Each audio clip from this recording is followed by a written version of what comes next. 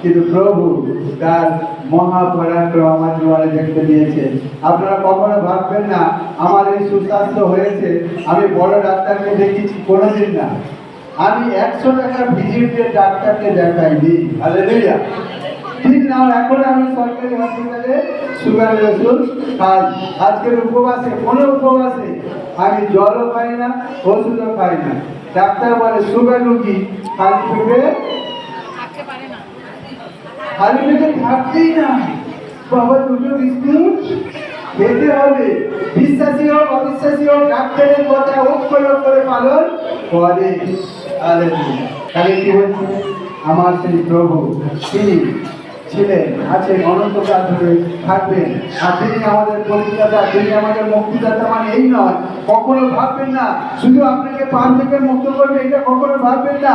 আপনাকে বিমারি থেকে, অসুস্থতা থেকে তিনি আমাদেরকে রক্ষা করবেন। আপনার দারিদ্রতা প্রভু দূর করবেন। হালেলুয়া। এই জন্য তো লোকে বলে, আরে ভাই খ্রিস্টান নামলে হয়েছে, টাকা না পেলে এত ভালো ভালো ড্রেস করে যায় কোথায়?